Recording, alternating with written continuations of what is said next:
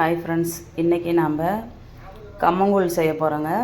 அதுக்கு இந்த டம்ளரில் 1.5 டம்ளர், அதாவது 1/4 கிலோ அளவுள்ள டம்ளரில் 1.5 டம்ளர் கம்பு எடுத்துருக்குறோம். அதை ஒரு 5 நிமிஷம் ஊற வச்சுட்டோம்.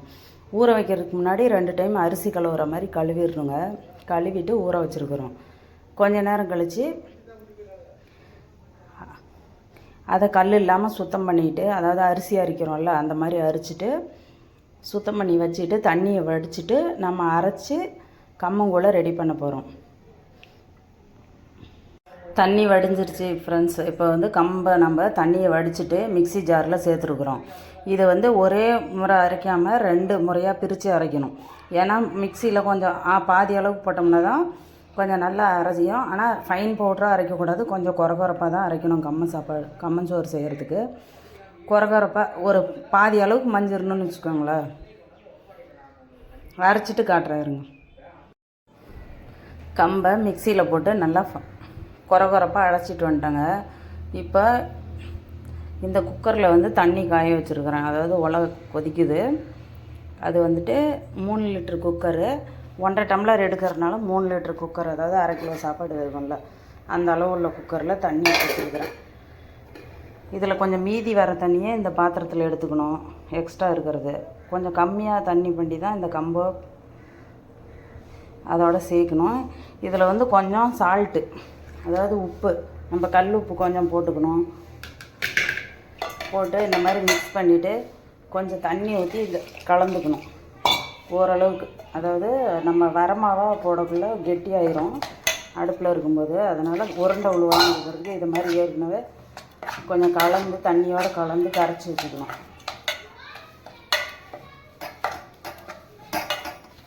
அப்போ தான் நம்மளுக்கு போட்டுட்டு அடுப்பில் வச்சு கிண்டுறதுக்கு கரெக்டாக இருக்கும்.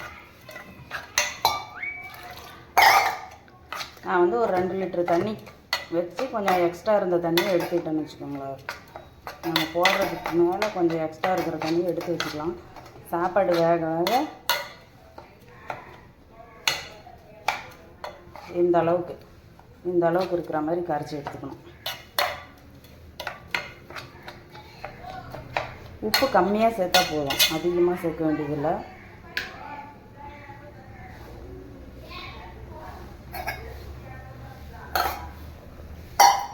இப்போ கொஞ்சம் அதிகமாக இருக்கிற தண்ணியை எடுத்துக்கலாம். அப்புறம் தேவைப்படும் போது ஊற்றிக்கலாம். இடையில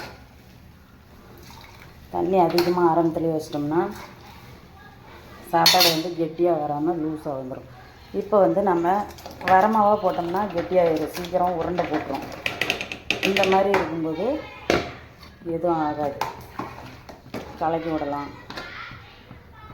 இன்னும் இதில் கொஞ்சம் இருக்குது, இதையும் எடுத்து போட்டுக்கலாம்.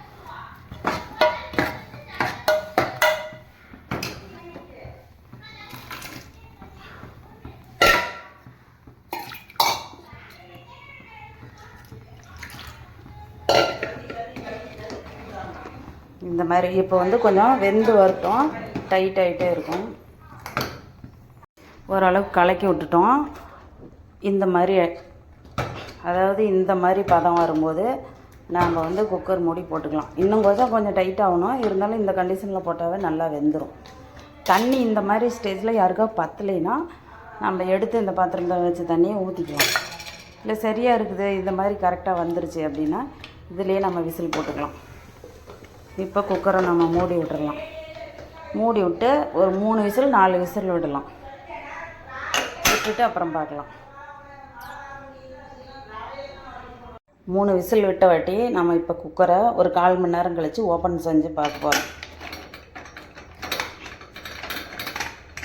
நம்மளோட சாப்பாடு எப்படி வந்திருக்குதுன்னு கீழே இறக்கலாம். இப்போ இந்த சாப்பாடு இந்த அளவுக்கு இருக்குது பாருங்கள். இந்த அளவுக்கு இருக்கும்போது நம்மளுக்கு இப்போ நாளைக்கு இல்லைன்னா அதுக்கப்புறமா யூஸ் பண்ணுறத இப்படி தண்ணியில் இப்படி மிக்ஸ் பண்ணிவிட்டு, மிக்ஸ் பண்ண பின்னாடி நாம் மீதியை தண்ணியில் கொஞ்சம் இப்படி போட்டு விட்டுறணும். சின்ன சின்னதாக எடுத்து விட்டோம்னா அது உருண்டை மாதிரி ஆயிரும்.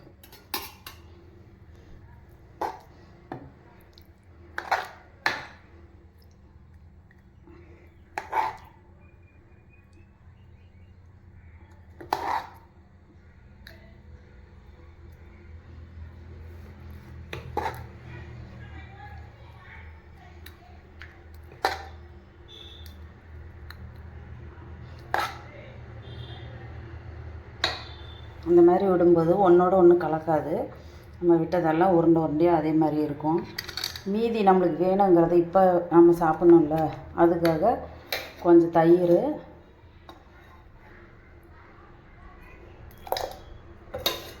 ஒரு 2 கரண்டி தயிர் ஊற்றிக்கலாம். நம்ம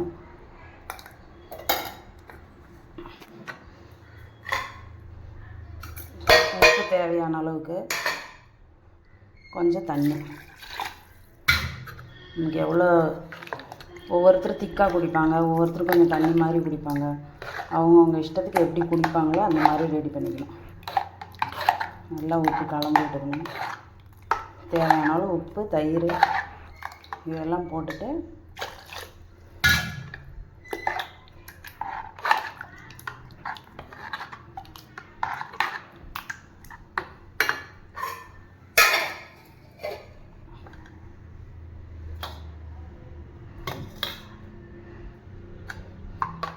இதை வந்து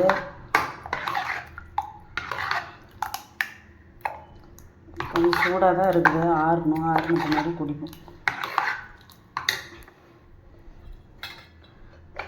நான் காலையில் வச்ச வெண்டங்காய் பொரியல் இருக்குது, அதோட இப்போ மதியான சாப்பாட்டுக்கு இதை குடிக்க போகிறேன்.